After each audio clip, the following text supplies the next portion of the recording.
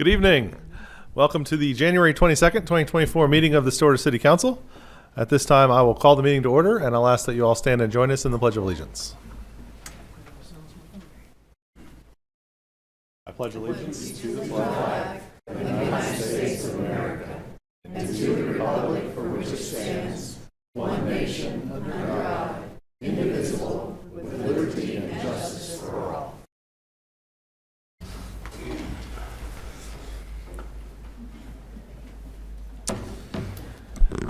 All right, councilors. First item is consent docket. Questions, comment, or action on the consent docket? I move to approve consent. Second. We have a motion and a second to approve consent. Please vote. Consent docket's approved with a vote of 5-0.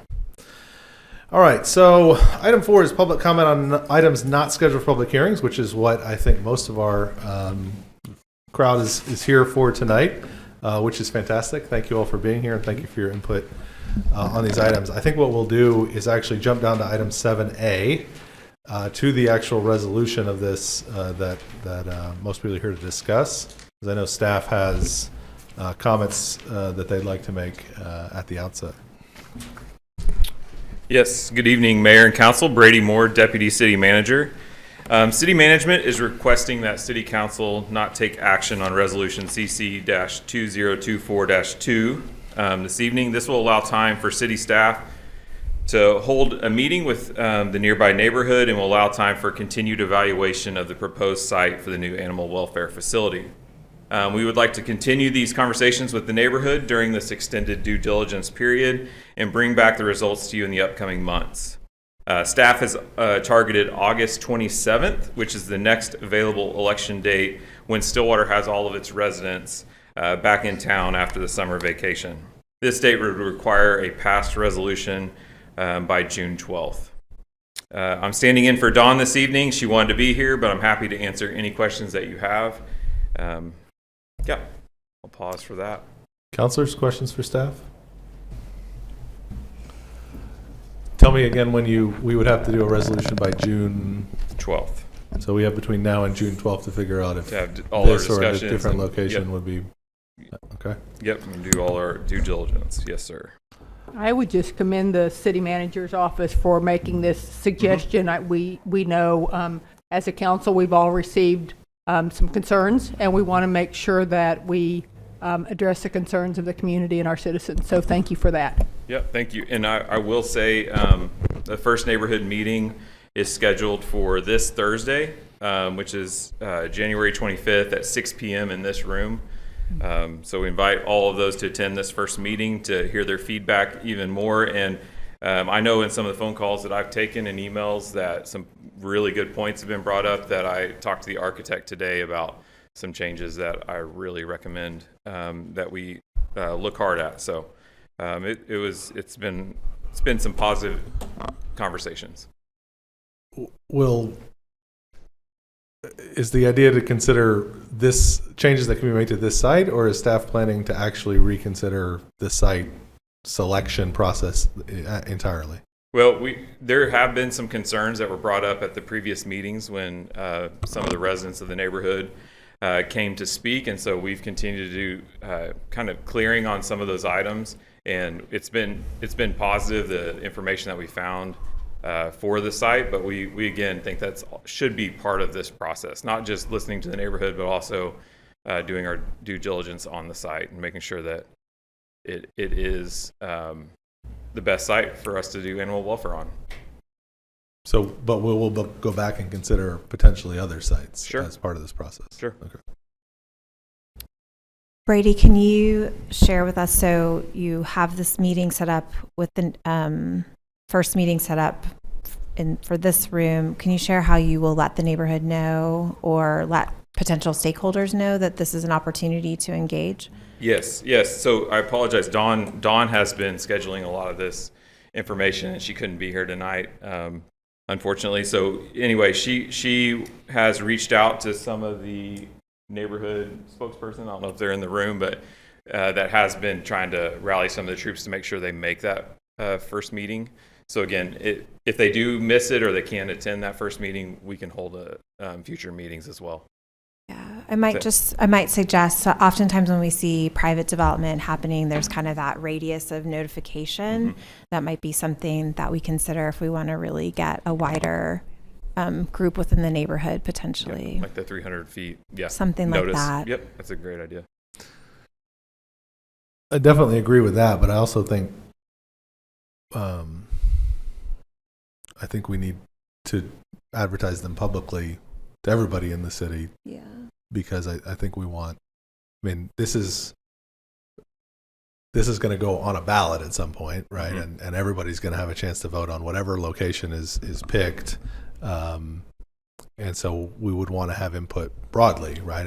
I think the issue, and was some of the comments I wrote back to some of the folks who wrote about this, is of course that no site we find in the city to put this animal shelter is going to be 100% perfect.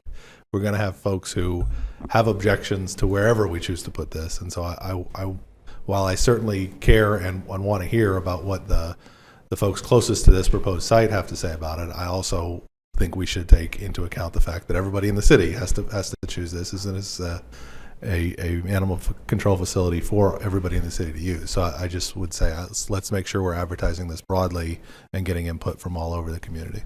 Okay, fair point. And we need to hear from folks that want the facility regardless.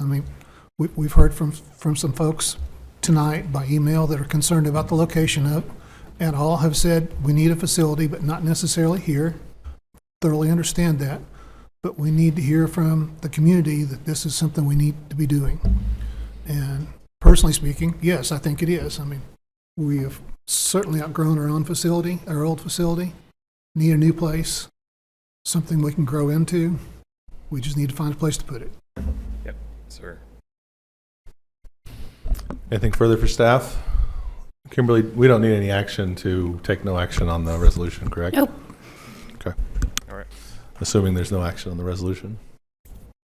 Thank you, Brady. Okay. At this point, then, we'll go back to item 4 on the agenda, which is public comment for items not scheduled for public hearings. And we're certainly, again, thankful for the folks who are here tonight to voice their comments and opinions about whichever issue you're here for. I think most of you are here for the animal shelter issue. So I have all the folks who have signed up in alphabetical order here, and I'll give you a call up. Please introduce yourself and your address at the podium. You'll have 3 minutes to speak. We are certainly want to hear from everyone, but if other folks have already said what you want to say, I think I have 13 or 14 folks signed up, so 3 minutes apiece. That'll keep us here for a while, so feel free to just give us your thoughts in a short manner. But you have your 3 minutes, so we want to hear from you. And we're going to start with Sharon Bennett.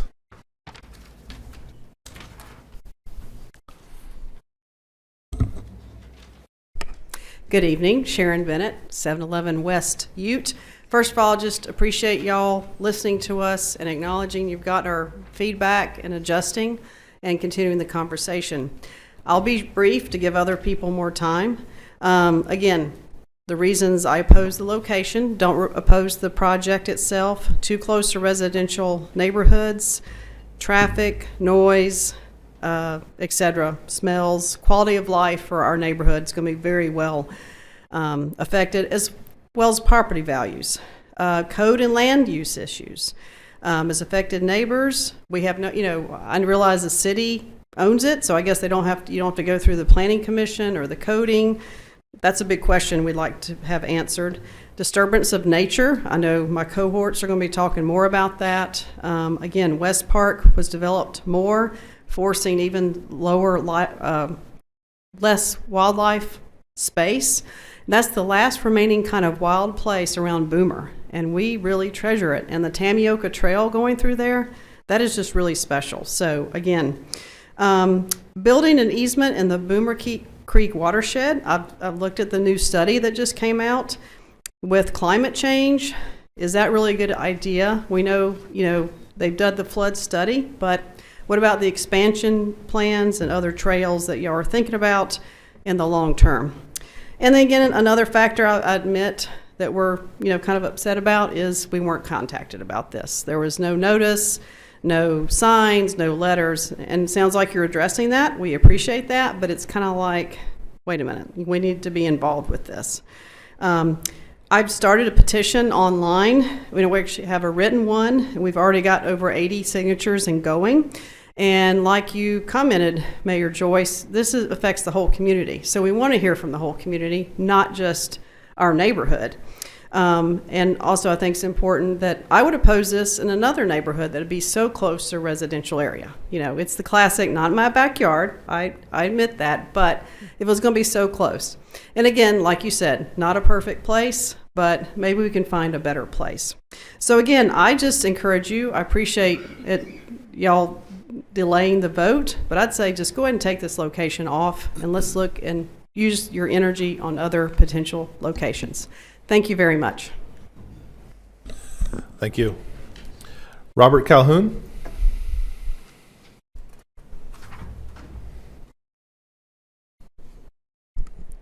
Thank you for giving me the time to speak to y'all today. Robert Calhoun, 802 West Hartwood Avenue. I feel the same way about the situation. I'm obviously a dog lover, have 2 dogs of my own. 4 years ago when we decided, we want to get another dog, we went down to the Humane Society and went down, and I know what the facilities look like. I know that they need to be improved, and I'm totally for it. But my concern is when you drive and when you turn off of Airport onto Knob Block, you go about a block and the road dips and there's water standing. Well, actually today it's ice. It's not water, but it's ice. But 6 to 7 months out of the year, there's constantly water standing, 3 or 4 inches. After every rain, there's water standing.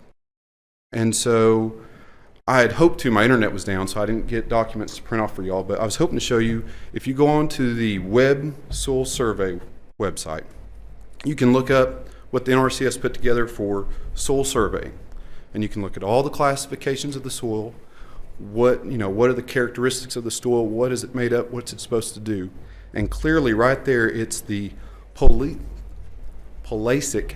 soil type. You look under the terms, it's commonly found in floodplain areas.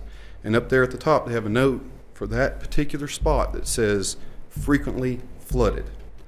And I mean, all the time, like I said, you can drive down Airport Road in the spring after all of our rainy season, and the right-of-way on the north side of Airport is never mowed because there's water standing there.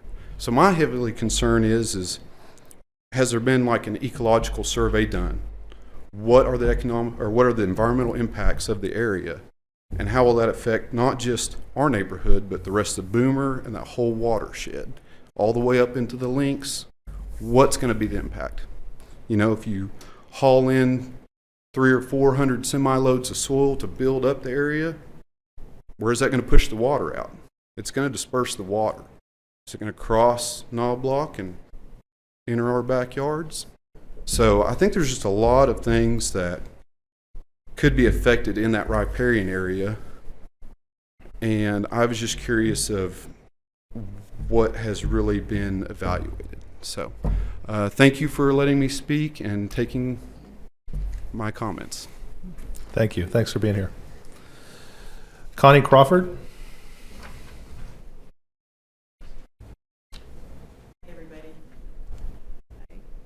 Okay, my name is Connie Crawford. I live at 601 West Ute Avenue on the corner of Ute and Knobloch. If any of you have not had a chance to go there, drive, maybe even walk, I encourage you to do so.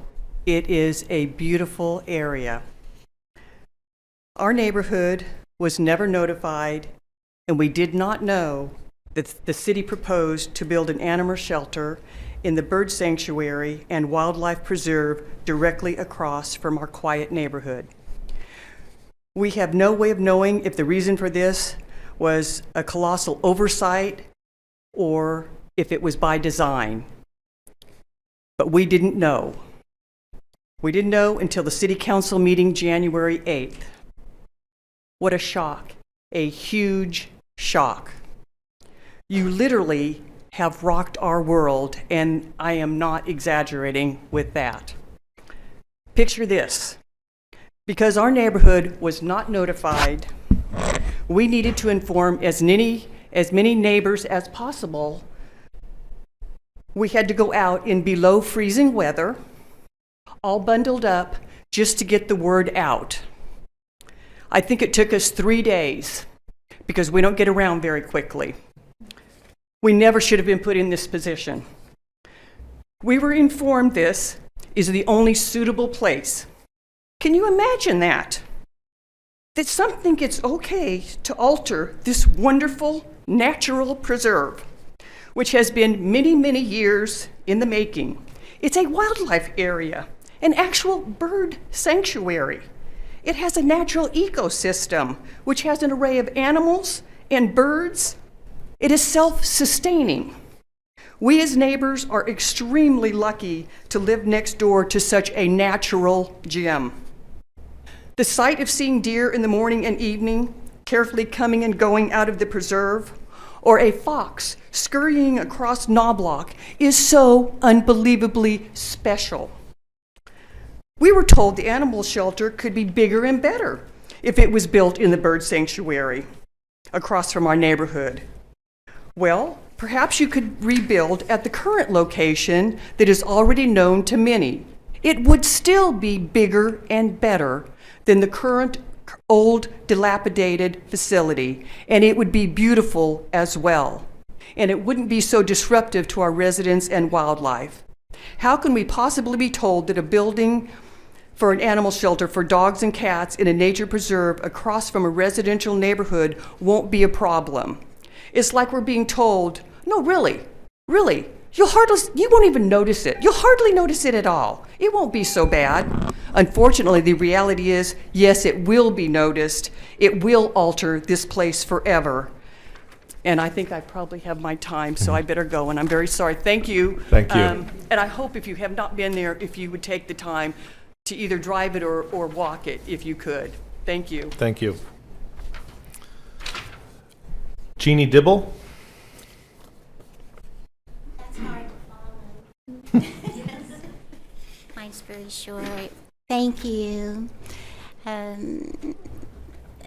Honorable Mayor and City Council and staff, your decision to place the new ASPCA dog shelter, including walking trails and future expansions within the Nature and Wildlife Reserve, will be protested every step of the way.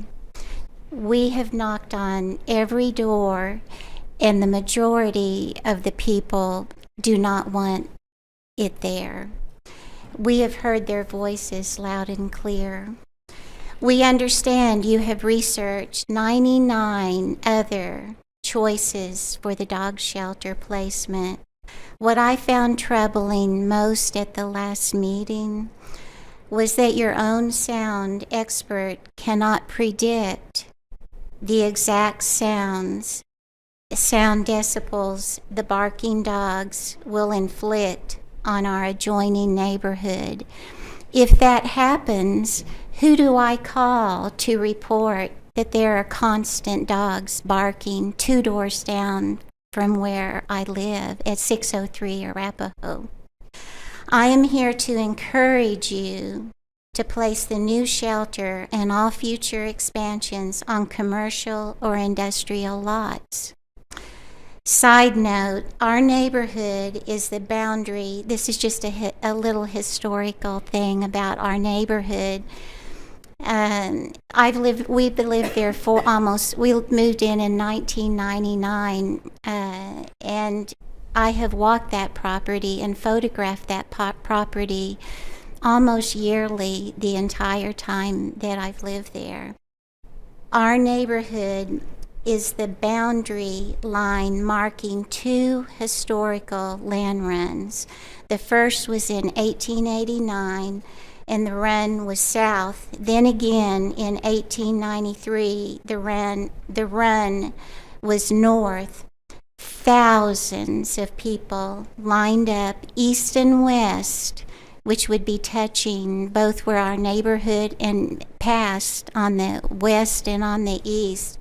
Those people lined up on our property line. I walk that neighborhood every day we take walks, and I walk along that preserve, and thank you for trimming the trees. We love every bit of that. It really added beauty to that area. So that's it. Thank you. Thank you. Robert Dibble?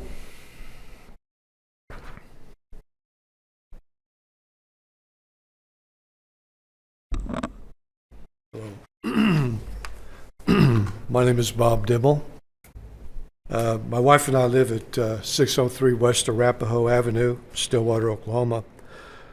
Our home is approximately the equivalent of one football field distant from where you plan to bulldoze pristine and protected animal habitat to build and operate the proposed city compound, which is to include a pet shelter for dogs and cats. Like others who will speak today, I am outraged that the city officials, their allies, and would even consider a residential neighborhood in Stillwater for such a project. I am also outraged that you would build this compound on one of our last remaining city wildlife refuges. What you are proposing will upset mutually beneficial relationship between the denizens of the wildlife refuge and the residents of the abutting neighborhood who value, nurture, and protect them. I'm sure you know that dogs are natural predators of these animals. Their scents and loud barking are warning signals to the wild creatures who walk the refuge grounds. The native animals there will begin to vacate the refuge once the destruction of their habitat begins, and will leave for certain after dogs are moved into the kennels and onto the walking trails. When the birds and mammals who live on refuge grounds begin to sense these frightening pressures, where do you suppose they will flee and hide from the capricious decisions of the city's elected and appointed leaders? That's y'all. I'm appalled that you didn't invite us to offer our thoughts concerning this project at an earlier date. I suppose you knew the residents of Hartenbauer Heights would be unhappy with your predetermined decision, so you worked in isolation away from us. I know that's a worst case scenario, but it sure feels that way. You in doing so, you missed valuable opposing stakeholder feedback. So much for transparency in Stillwater, Oklahoma. We do appreciate the fact that you're revising the time frame on this. Well, we did find out, and we are now involved and united in opposition to this project. I would conclude by saying that best case scenario now would be for us to work with you, and we'd like to do that, and see if we can't come up with a solution that is beneficial to the city of Stillwater, the residents of our neighborhood, and the animals, both domestic and wild, who are also stakeholders. Thank you very much for your time. Thank you, sir. Linda Dickerson?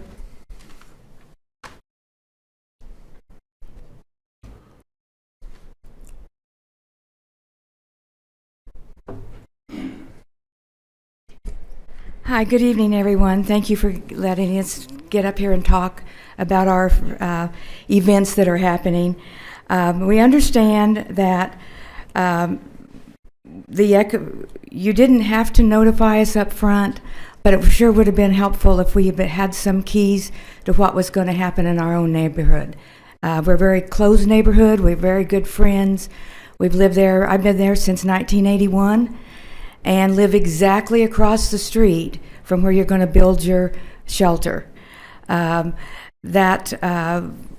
We've always had that area out there as open and free to everyone. The animals that have been out there, we've enjoyed many a night sitting there watching the birds, the deer, and the foxes that run across our yard. We hate to give all that up for new dogs coming in and not with the quietness that they have now.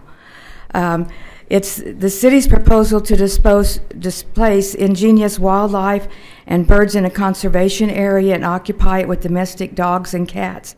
That doesn't seem quite right. Our homes will be affected by the construction and not in a positive way. Upkeep and maintenance is very important, and that service has been ignored. The traffic will increase, and our roads are not in the best of condition now. We've had, for example, there's a place on Airport Road that's been up for repairs for the last 10 years that hasn't been done. And we also have several in our own neighborhood in the last 6 months that have not been done. We've had water leaks, and they're just capped them off, and we'll come back later and fix them and leave your signs up there. I would like to understand or find out the other sites that you had chosen to see how we compete with those and what we can do to help that situation. The property values in our area, I've talked with 2 appraisers, several realtors, and they're looking at a 10 to 25% drop in property values in that area with that going in. And I don't think that's fair to the citizens of this town that's paid their dues and lived there for all as many years as we have. We have given a lot of consideration to the fact of the noise that's going to come from there. I mean, we live in an area where there's a lot of pets, and every time the dogs are going to bark in the kennels, the dogs in the neighborhood are going to bark, and that's at night. You know, you're going to add lights to that area where I live. So we're not going to have, how are we going to live the way we have been doing now? And we appreciate your time on this and hope you'll reconsider. Thank you. Thank you. Roger Gose.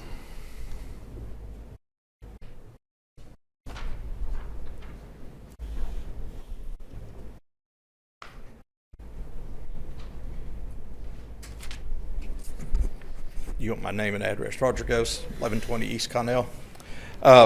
Thank you for letting us speak, letting folks speak.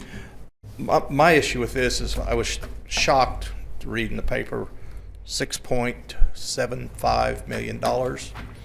I attended 4 of the 5 community meetings during the time presentation. At that point, the animal welfare was the last item on the agenda, and it was proposed at $4 million. There was probably 50 unique attendees to those 5 meetings. It's quite a jump, though I just did the math real quick with 25% per year construction cost inflation. You might be low at 6.75 million. So costs are going up. I'm not against the animal welfare site. Most of you know I like a dog. I have one in my office every day. So it's time to move it, but I appreciate you taking time to sort some of this out and possibly go through the same steps that have to go through on any other development, which that hasn't happened on this one. Thank you. Thank you. Julie Nowak.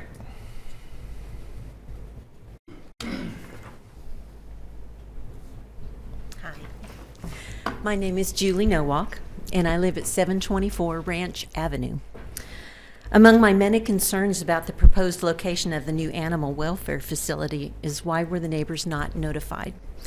When purchasing their home in this neighborhood, a number of residents were told by their real estate agent that nothing would ever be built east of Knobloch because it was a bird sanctuary. And this was a deciding factor in the purchase of their home. And for generations, children and adults have explored these woods, relishing in the variety of plants and animals that make up the ecosystem. The many walkers and runners and bikers who traverse Knobloch Street enjoy the wooded backdrop with frequent sightings of deer, variety of birds, and are thrilled by the occasional sighting of a fox or a bobcat and other wildlife. With the construction of this facility in our backyard, and just as importantly, in the home of our animal friends, what happens to the delicate balance of this ecosystem? Was an environmental impact study done? When ecosystems become fragmented by construction, it can cause degradation and irreparable damage that threatens the survival of plants and animals. So do we tell the precious bald eagle to go live somewhere else? Do we tell the deer not to be afraid of the barking dogs or the unfamiliar smells and the increased traffic? It makes no sense to me to build an animal welfare facility where animals are forced to move out. What about their welfare? We have a responsibility to protect them and their home in our backyard. Thank you for your time, and please reconsider this. Thank you. Mila Stevens?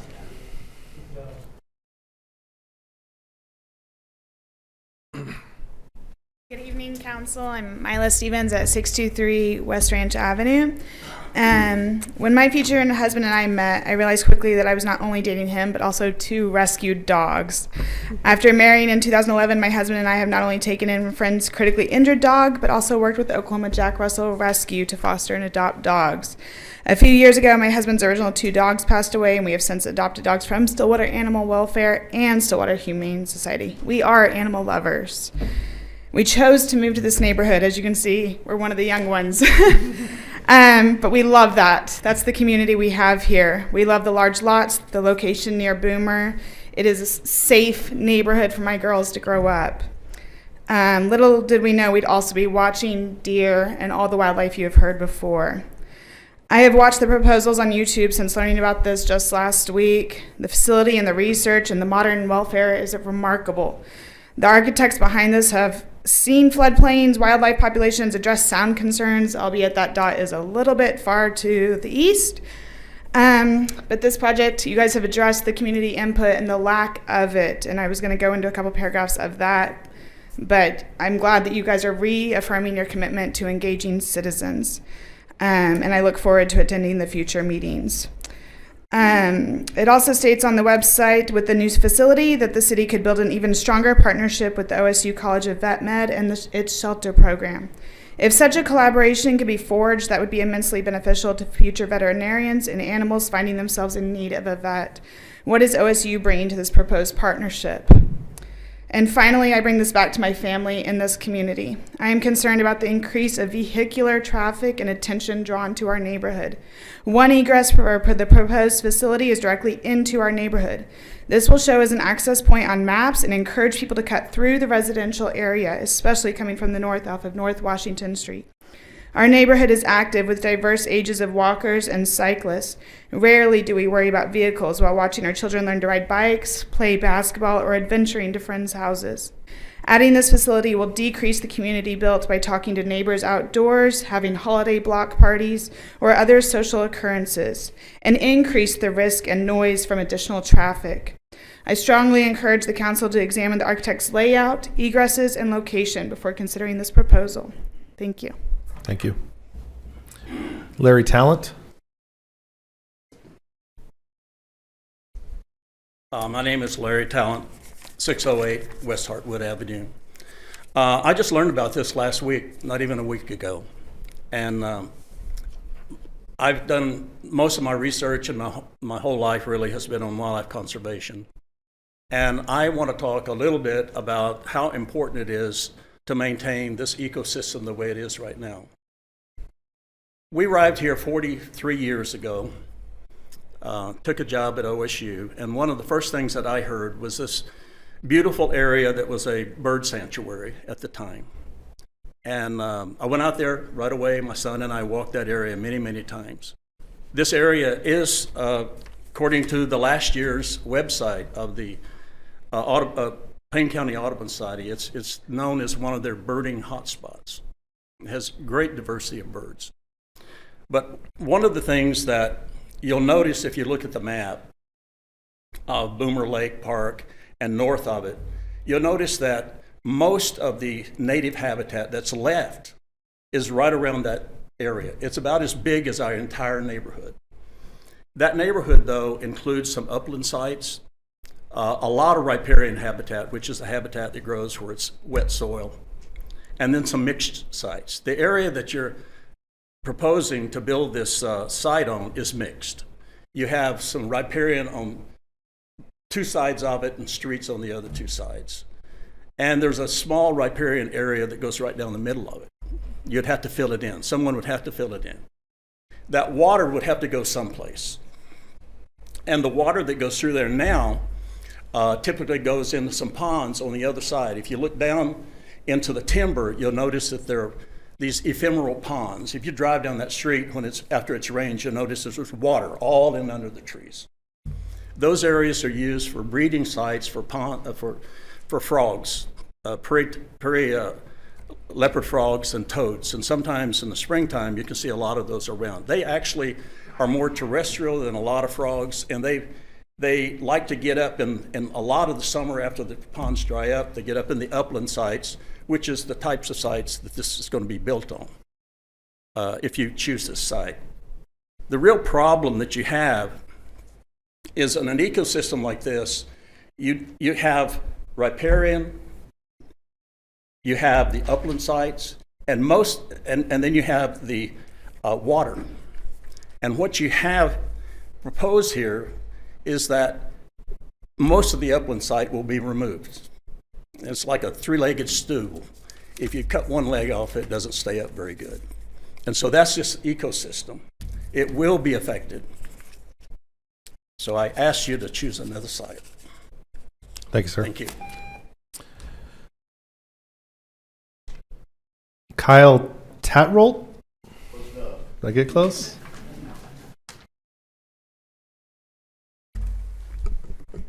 Good evening.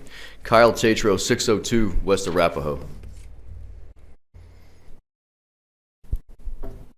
In her book, Legal Protection of Animals, Dr. Anna Ostrowska tells us that the reason so many cities don't allow animal shelters near residential areas is to, quote, minimize epidemiological risks, epizootic hazards, and odor and noise nuisances. She goes on to say that these same factors, quote, reduce the market attractiveness and thus the value of properties located in the vicinity of animal shelters. Dr. Erica Schumacher, a clinical instructor in the shelter medicine program at the University of Wisconsin, says, quote, we recommend that your shelter not be built directly adjacent to a residential area. At the December 18th meeting, Mr. Thomas presented examples of some beautiful new shelters here in Oklahoma. At the January 8th meeting, in reference to these shelters, Ms. Dodson said, quote, if you look at some of those facilities, that's what we want here. So I went and looked. The facilities in both Edmond and Moore are located in what appear to be industrial or otherwise remote areas along the highway in the I-35 corridor. At least 1,500 feet from the nearest residential area, which is 8 times further than the proposal here. The shelter in Moore is next door to the wastewater treatment plant. This is how it should be done. So, how loud are animal shelters really?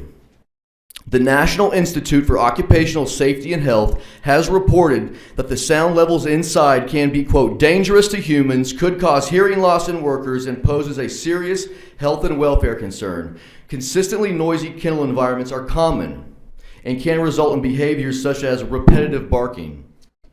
Reducing noise caused by the resident dogs can present a major challenge.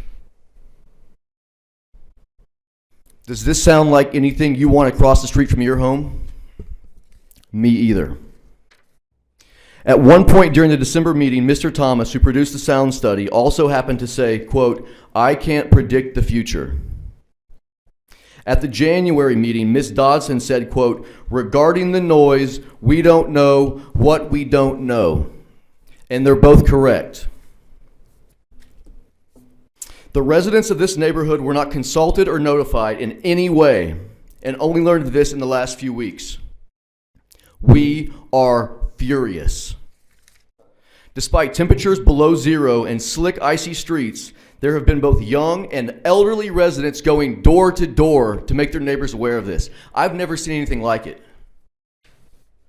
The residents of this neighborhood are ready to fight this as long as it takes. The city needs to find an appropriate location for the new animal shelter. Thank you, sir. And until that happens, we're not going anywhere. Thank you, sir. Steve Trompler.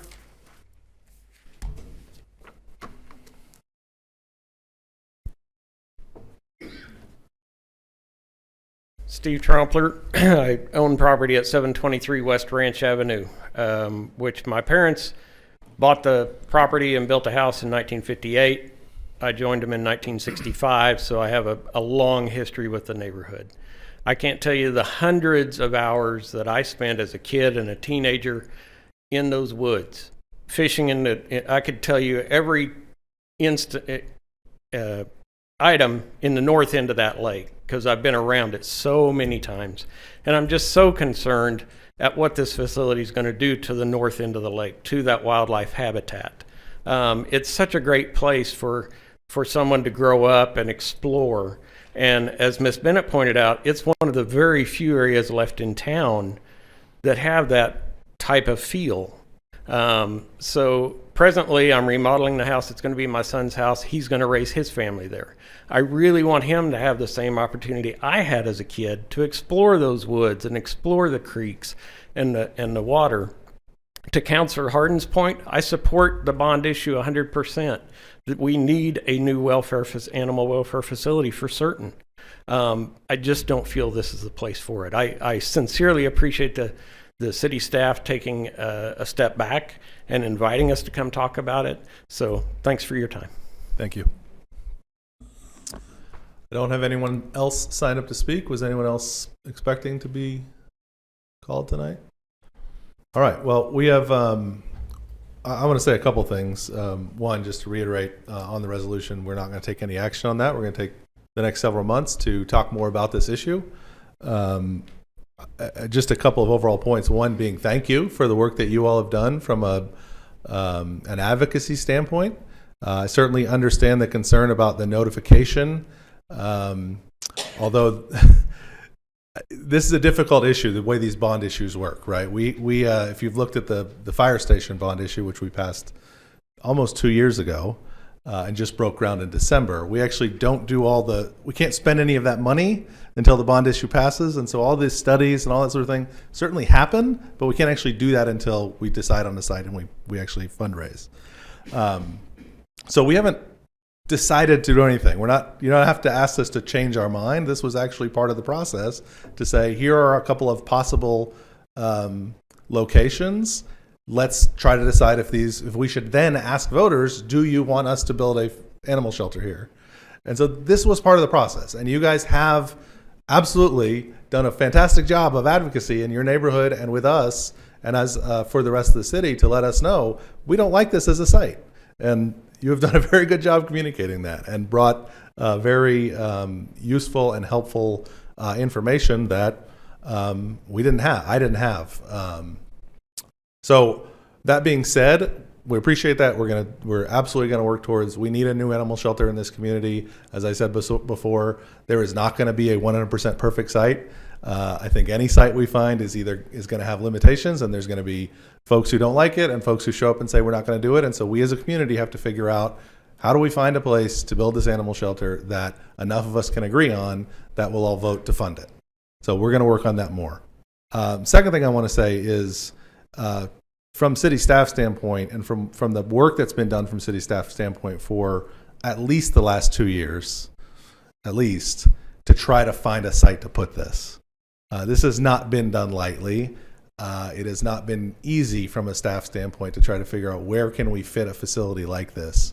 Now, that is not to say that there couldn't have been more communication earlier in that process, especially with you all. And personally, I totally understand the concern there. I appreciate the fact that you guys have come and helped us get this back to where it needs to be, which is more community discussion about the location. And I'm looking forward to working on that with you and with the rest of our community here over the next several months, and with our staff who has invested a lot of time and energy in trying to figure out what to do with this facility. This is a 20-year problem in Stillwater, and it's not going to be solved right unless we take the time to do it right. So again, thanks for the input. We do hear you. We do understand the concerns, and we appreciate you voicing them. Other councilors have any comments? Okay. All right. Item 6 on the agenda is a public hearing. Item 6A, public hearing to close out number 18266 Community Development Block Grant, the 21 Drainage Improvement Project at 12th Avenue and Duck Street. Authorize the mayor and staff to sign closeout documents and approve the budget amendments. Ms. Shelley Crines. Good evening, Mr. Mayor and councilors. Shelley Crines, Grants Manager. This is a public hearing to close out number 18266 Community Development Block Grant 21, which was a drainage improvement project at 12th Avenue from Duncan to Duck Street. The project was constructed to aid in a stormwater, it was a stormwater improvement project for drainage along 12th Avenue and Duncan Street, benefiting residents living in this area, as well as along South Husband Street and South Husband Place. The project was funded with 2021 CDBG Small Cities Grant in the amount of $172,000, with a total leverage from the City of Stillwater in the amount of $296,464. The project is complete. Final inspection was performed on October 17th, and all final costs have been incurred to make final payment to the contractors. This project came in under budget by $33,527. So the city exceeded the one-to-one match by contributing $262,397. In order to close out the grant and finalize all required documentation for the Oklahoma Department of Commerce, a public hearing was advertised. And with this hearing, the final documents can be executed and the project closed out. Does anyone have any questions? Shouldn't there be like a banner somewhere that says under budget? Yes. That's good news. Yes. Councilors, any questions? This time I will open the public hearing. I don't have anyone signed up to speak. Is anybody here to speak in this public hearing? This time I'll close the public hearing. Shelley, what is your recommendation for us? The motion to approve the closeout of number 18266 Community Development Block Grant 21, drainage improvement project at 12th Avenue and Duck Street. Authorize mayor and staff to sign closeout documents and approve budget amendment returning $16,434 to the Stormwater Fund and $17,093 to the Transportation Sales Tax Fund. Mayor, I'm going to request a minor amendment to her motion just to clarify that we're authorizing the mayor and the city manager to sign closeout documents. The code does require a specific minute that the city manager is designated to sign. So with just that minor amendment, you have a motion. Councilors, is anyone willing to make that motion? I move to approve staff recommendation as modified. Second. We have a motion and a second to approve the motion, or to approve this item. Please vote. With a vote of 5-0, that's approved. Okay. Item 6B is a public hearing to close out number 18119 Community Development Block Grant, CR20, providing financial assistance to Stillwater residents experiencing financial hardship as a direct result of COVID-19. Ms. Crines. Okay. Due to COVID-19, many residents within the city limits of Stillwater sustained unprecedented financial hardship, causing them to be in need of immediate assistance. The City of Stillwater began the Stillwater Resident COVID Impact Assistance Program initially with CARES funds in December of 2020, and then continued support for this program with the Oklahoma Department of Commerce CDBG Coronavirus Response Program grant funds. We did it for 3 years. In 2021, we received $490,000. 2022, we received $265,000. And 2023, we received $365,000 for a total grant of $1,120,000. With the assistance of Our Daily Bread for years 1 and 2, and then city staff doing the application intake, interviews, verification of applicant information, and recommendations for payment amounts, the CDBG COVID program handled over 690 applications and processed over 1,200 payments for utility and rent assistance. The project is now complete, and all final costs have been incurred to make final payment to the contractors. So in order to close out the grant and finalize all required documentation for the Oklahoma Department of Commerce, Public hearing was advertised, and with this hearing, the final documents can be executed and the project closed out. Thanks, Shelley. Councilors, any questions? This time I'll open the public hearing. I don't have anyone signed up to speak. Is there anyone here to speak on this public hearing? Seeing no one, I will close the public hearing. Shelley, what's your recommendation? It's a motion to approve the closeout of number 18119 CDBG CR 20 and authorize the mayor and staff to sign appropriate grant closeout documents. Staff or the city manager? So on this one, the mayor's going to sign the documents because we didn't include a specific designation to request other signatory authority in the agenda item. So I would amend your motion to say approve closeout of the CDBG grant number 18119 CR 20. All right, councilors. Motion to approve staff's recommendation. Second. With motion and a second to approve the recommendation, please vote. It's a vote of 5-0, that's approved. Thank you, Shelley. We've covered 7A, so we'll go to 7B, Resolution CC-2024-3, a resolution authorizing and approving the submission of an application to the Oklahoma Highway Safety Office for Stillwater Police Department safety projects for fiscal year 2025. You have any specifics you want to add on this one?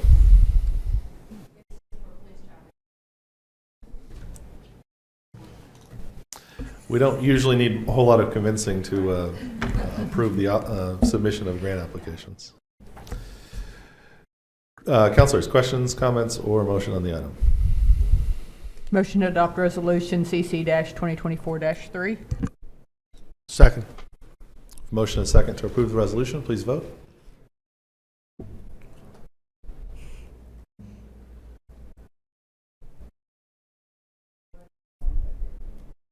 There it is.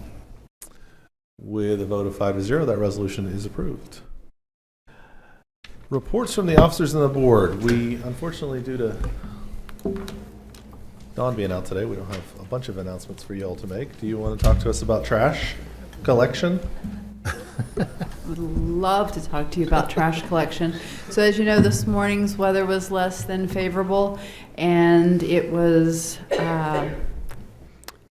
our trucks were incapable of making the route. We've asked everybody who was on that Monday pickup, which is me, to leave their carts at the curb, and we will pick them up tomorrow.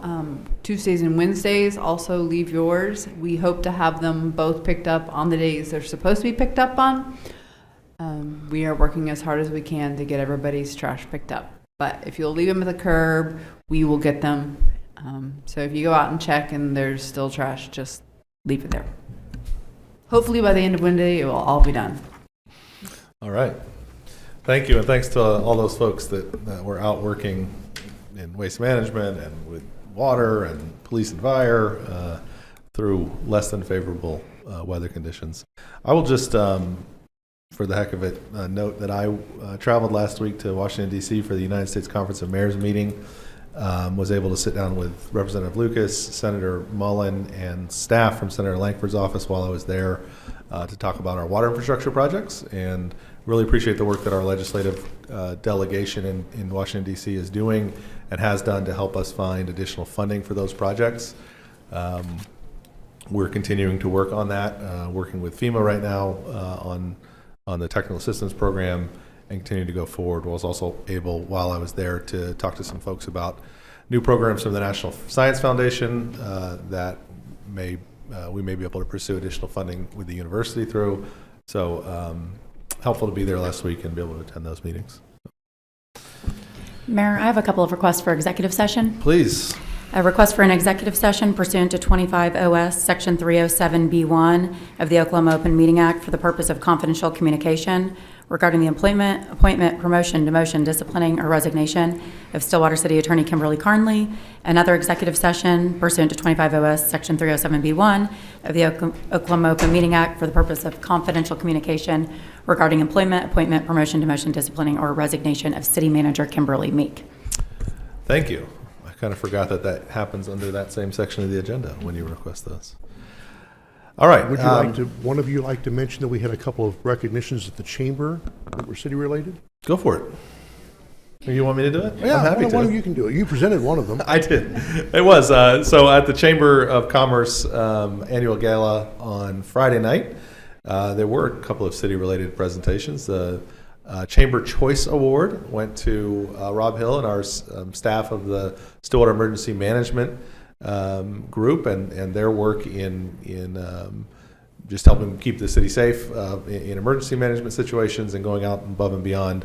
Many of us, I'm sure, in this room watched Rob and Brendan out at 4:30 or 5. I think I turned on about 5:15 this morning to see how the roads were.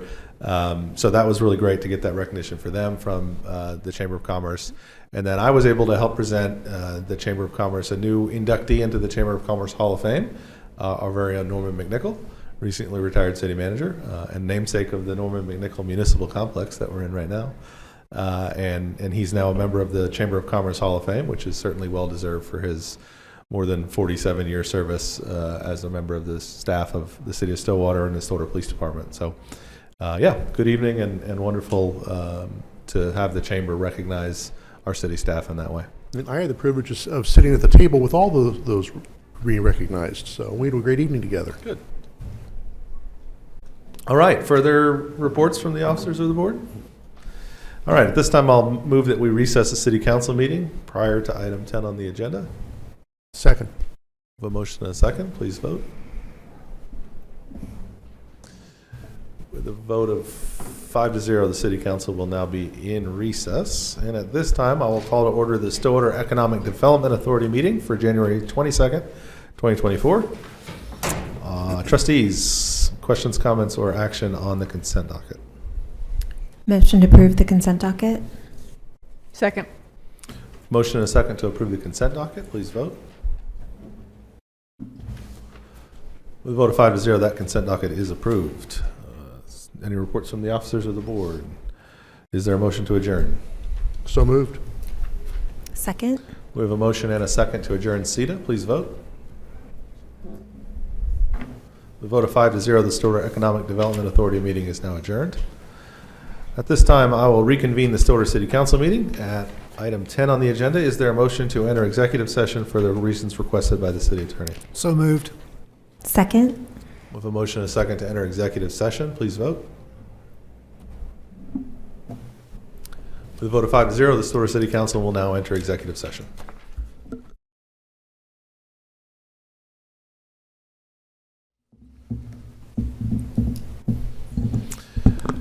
And we're back. Is there a motion to reconvene in regular session? So moved. Second. With a motion and a second to reconvene, please vote.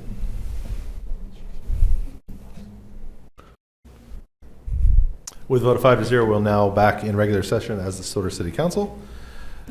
Councilors, motions regarding executive session? I move approval of the city attorney's second amended contract. Second. We have a motion and a second to approve the second amendment to the city attorney's employment agreement. Please vote. It's approved with a vote of 5-0. Anything further needing to be discussed from executive session? Is there a motion to adjourn? So moved. Second. We have a motion and a second to adjourn the city council meeting. Please vote. Vote of 5-0. The city council meeting is now adjourned, and that concludes our meetings for the evening.